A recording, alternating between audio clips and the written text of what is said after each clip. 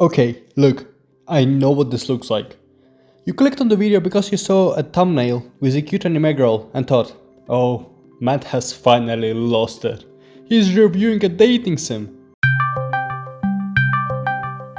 Matt, we named this channel Einstein Cinema, not Matt's questionable weekend honeybees. If I see one more, What is this, National Geographic? Chill out Dan, I promise, there is a meta to the madness. Because my site isn't what you think it is. Yes, it looks like a bubbly mobile game, where you cook pancakes for your virtual girlfriend Mita. But beneath that enthusiastic character design is a psychological horror experience that actually uses its atmosphere better than most big budget movies.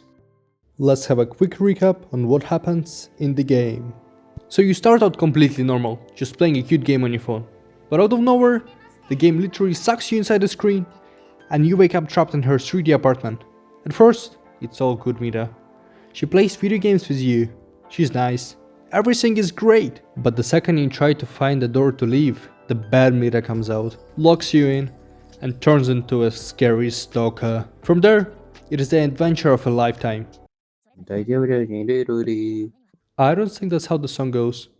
Where you have to travel through all these crazy glitchy minigame worlds just to escape her. Then it hits the final ending, where the whole game basically breaks. You're left wondering if you actually got out, or if you're stuck in her world forever. Most horror games start scary. My side starts by making you comfortable. Uses weaponized nostalgia, that bright 2D Tamagotchi style look, to lower your guard. But the second you transition to that 3D apartment, the game transforms to say the least. You aren't playing character anymore. You are the character. And the game reminds you of that by stripping away your agency. In 2D, you control the user interface. In 3D, Mira controls the room. You realize very quickly that you haven't just entered the house. You've entered a simulation that was built around you, but not for you. Let's talk about the feeling of being there. When you stand in the kitchen, it's not the darkness that gets you, it's the proportion. Everything feels slightly too clean, slightly too hollow. And then there's Mira. She doesn't move like a game character. She moves like someone who is trying to act like a game character. It's the uncanny valley applied to a person's soul. When she stands close to you, she's tall, uncomfortably tall. But hey, I like tall women. She's breaking your personal space bubble. And because it's first person, your brain interprets that as a physical threat. But the weirdness starts before you even press a button. Look at the title screen. In any other game, the menu just evolves between you and the fun. It's a pause button, but in my side, the menu is an invitation. Have you ever noticed how she watches the cursor? She isn't waiting for the game to load. She's waiting for you to arrive. Most horror games jump out of the shadows to scare you. My side just sits there and waits for you to click start, knowing that you're essentially signing a contract to be her new favorite toy. And that brings me to the vibe. You know that feeling when you're home alone and you suddenly feel like there's someone standing right behind you? My side is that feeling turned into a 5-hour experience. You start doing these tiny, obsessive checks. Is she in the kitchen? Is she in the hall?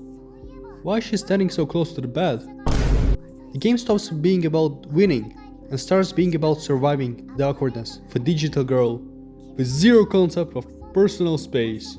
It's hilarious because it's so absurd, but it's terrifying because you realize there's no exit button that actually works on your own paranoia. You aren't just playing a game, you're being absorbed by the code that thinks it loves you. Muah. So what's the final effect this leaves on us? It's the realization that in the digital age, we don't just consume media, we live in it. My site isn't a dating sim, it's a mirror. It shows us that the more we try to escape into these perfect, cute, virtual worlds, the more we lose the ability to find the exit. It's a reminder that once the door clicks shut, you aren't playing the game anymore. The game is finally getting to play you. But hey, honestly, if I got stuck in a simulation with a girl who makes me pancakes and actually wants to hang out with me, I wouldn't mind it that much. Matt, you